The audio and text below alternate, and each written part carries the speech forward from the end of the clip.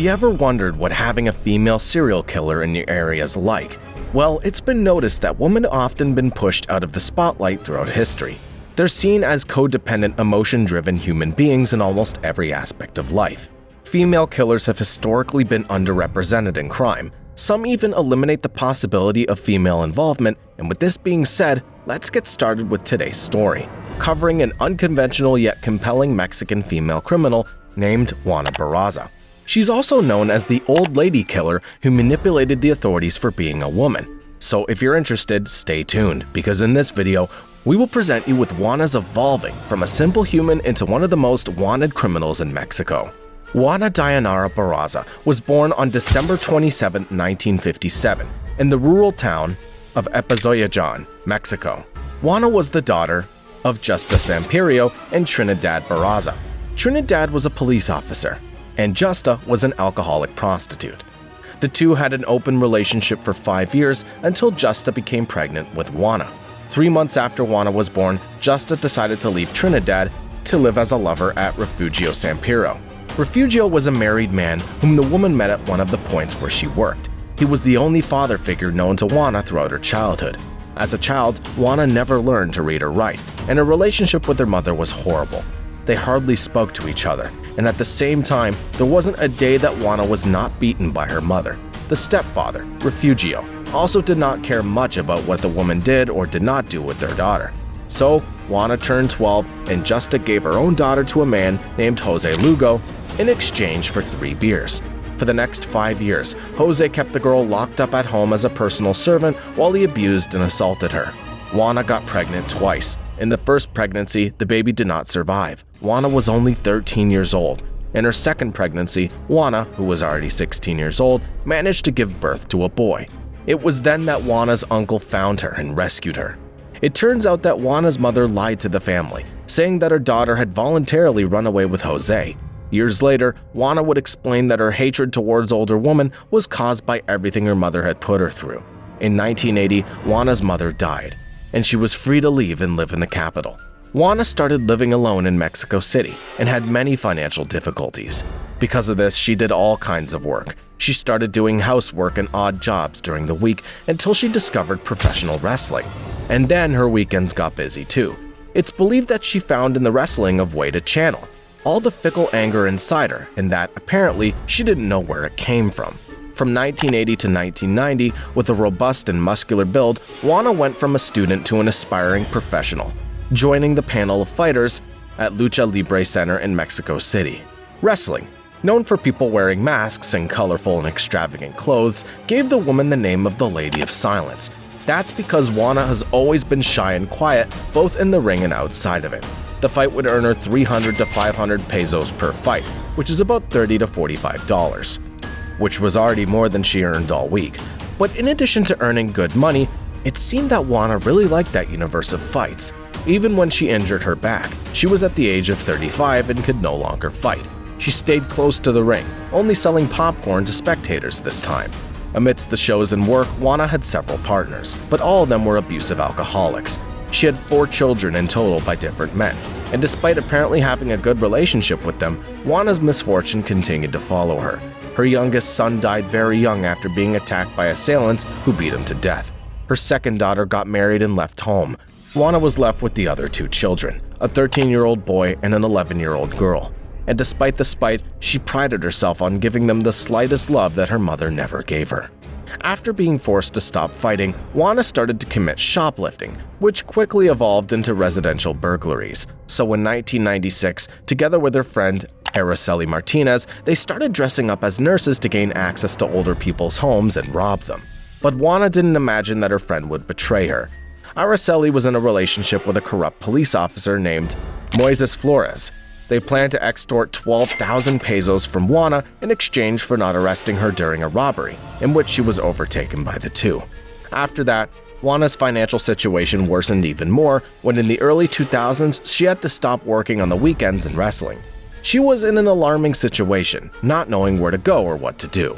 In 2002, the rate of murders and property thefts of older people began to increase in Mexico City. That's because Juana Barraza's despair was finally breaking free. along with all the rage that had built up inside her long enough to destroy the rest of the good feelings she might still have.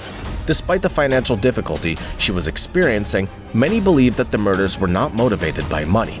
On November 25, 2002, Juana knocked on the door of a lady named Maria de la Luz Gonzalez. Using a forged credential, she claimed to have been sent by the government to provide medical assistance. When the older woman let Juana in, the former fighter said she was angry at Maria's derogatory comments, so she beat and strangled the woman with her bare hands. After the first crime, it took 3 months for Jay to strike again, because despite her fury, she was a systematic woman who carefully planned her next steps.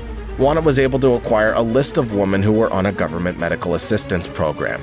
Through the list, she only looked for older women who lived alone. From just one crime, Juana had more than 40 murders, all of them by strangulation, always with her bare hands with objects that had wires. She would beat the ladies, usually with blows to the head, but not hard enough to lead to immediate death. All the victims were women aged over 80, single widows who lived alone in their homes near parks. And the reason for Juana to do this? Anger? This led psychologists to conclude that the woman projected the resentment of her stormy relationship with her mother onto the victims. Juana believed that she was helping society by taking the lives of elderly women. The Lady of Silence ended up earning another nickname, O Matador de Valhinas. Yes, O Matador Valhinas, because not for a moment during most of the investigations did the police suspect that a woman was doing these things. After all, who else would commit such a horrible crime? It's clear that a man was killing elderly women in their homes. A man strangled them with socks and a telephone cable and left them lifeless on the floor. Even though several witnesses claimed to have seen a tall woman dressed as a nurse at a crime scene, the authorities were adamant. It was a man. At most, a man dressed as a woman, but still a man. On September 2005, the authorities had formed a special task force because the entire population was pressuring them to find the culprit. The operation was called Operation Parks and Gardens and consisted primarily of officer patrols in areas where the killer was most active. Pamphlets were also distributed, advising the elderly to be wary of strangers and not to open the doors of their homes to anyone. In a highly criticized move, the police arrested around 49 transvestites to collect fingerprints. None of them, however, were compatible with those found on the victims' corpses. Even so, the authorities never considered that the killer could be a woman. The search for the alleged criminal was complicated by conflicting evidence. At a certain point in the investigations, the police hypothesized that 2 murderers could be involved. And a strange coincidence also distracted investigations of at least 3 victims who owned an 18th century painting by the French artist Jean-Baptiste Gouroux, the boy in a red waistcoat. All this meant that it took years for investigators to connect the cumulative number of deaths and realize that they were dealing with a serial killer. The media heavily criticized authorities for rejecting evidence that a serial killer was operating in Mexico City. And when they finally accepted, they had to ask the United States for help.